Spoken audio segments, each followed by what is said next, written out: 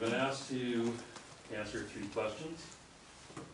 I'm going to attempt to do that. The first question being, identify issues facing Western Shores. And I come up with 4 that I feel need to be addressed. And I have some brief comments. I didn't come up with solutions. We were not asked to do that. Okay? So I will refrain from trying to go that route. The first issue that I was been able to identify, particularly over the last few days and over the last few weeks with council proceedings and things that have happened, is the public perception and loss of confidence in this council. I think it's not new to any of you sitting here, or certainly to any of the crowd sitting here. People are angry, they're bewildered, they're wondering what's going on, and they're very deeply concerned. Some information most definitely needs to be kept confidential. There's no alternative to that. It should be kept confidential. But people understand that. They get that. That's not an issue. They feel they're not being listened to. They feel that they're not being heard. They're acting out a lot of time on predominantly lack of information. And I think transparency is tantamount to success in any public office. I'm not saying these things to chastise council. You have a job to do. It's not an easy one. But I think it's a topic that has to be brought forward tonight. That's one of the major issues because this municipality. On a little more positive note, the things that have gone on lately have certainly got the public's attention.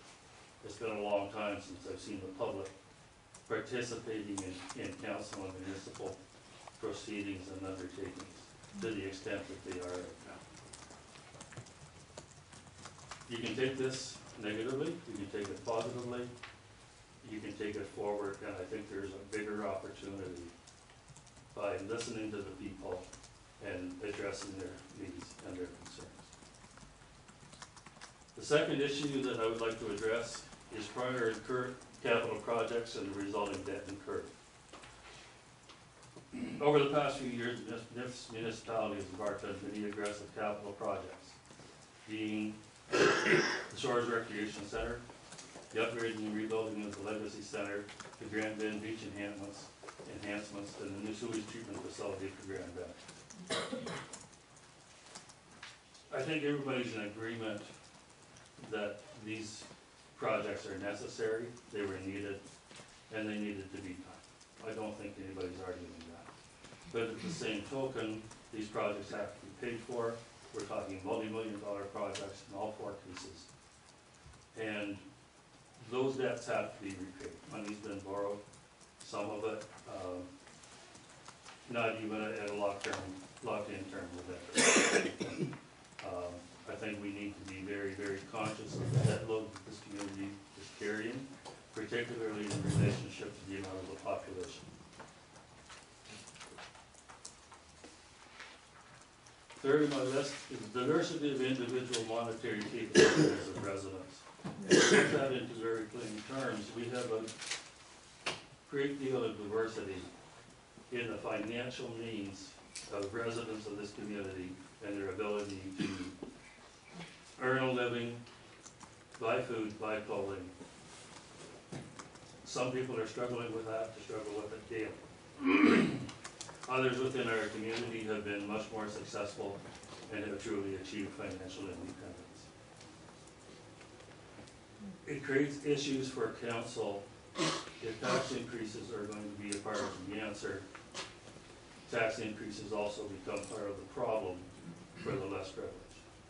Not so much so for the ones that have the wealth to withstand it. I suggest this only because, as a council, it's essential that when decisions are being made and motions are being brought forth, the consideration be given to all citizens of Western Shores. The fourth and final topic that I want to speak to is the sources of information on which decisions are based.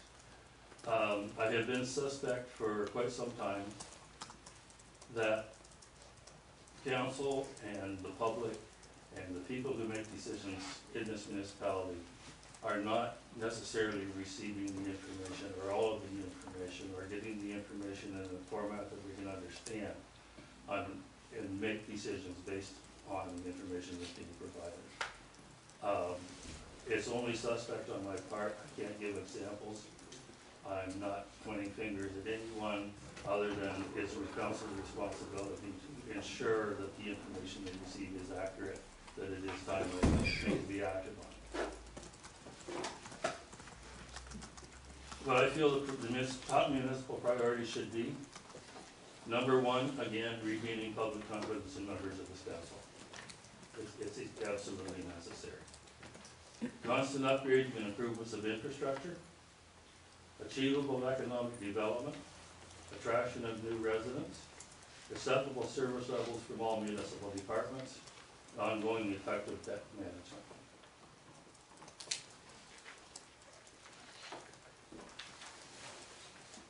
The goal I would like to achieve over the next 2 years, hopefully over the next 2 years, because I'm very serious in my application of this council. But I would like to get this municipality in a position to encourage economic growth. I'd like to see it recognized as a great place to live. It already is, it could be better. I'd like to see municipal services that are the envy of other communities, and I would work very diligently to ensure that this municipality is operated in a financially responsible manner. Thank you very much, ladies and gentlemen.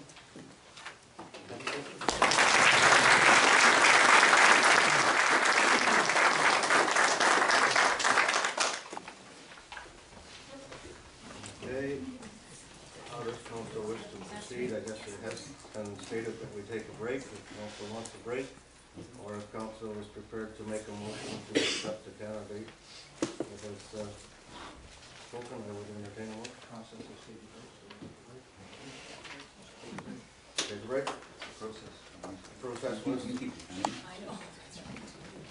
Process was to take a break. We'll review our notes and reconvene in 5 minutes.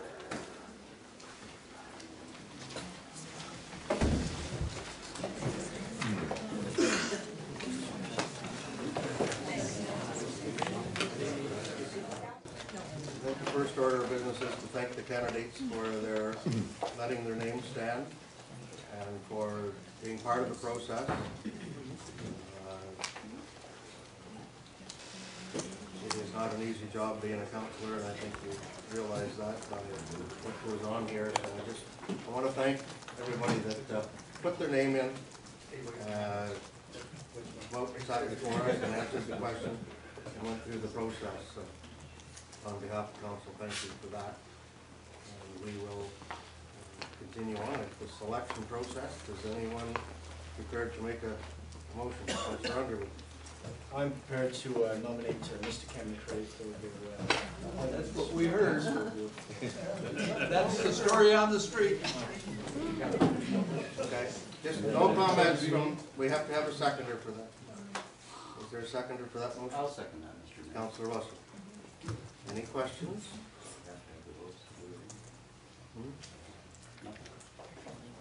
Do you want to record a vote? Shouldn't be necessary. I'm going to call the question. All in favor of Ken Craig being the next councillor for Ward 4? Those opposed? Motion's carried.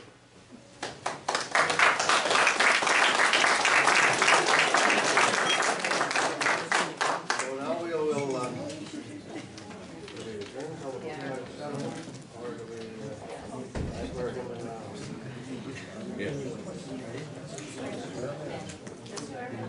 Okay.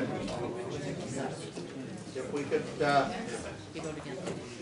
have Ken come forward, and the clerk will have him swear the oath of office.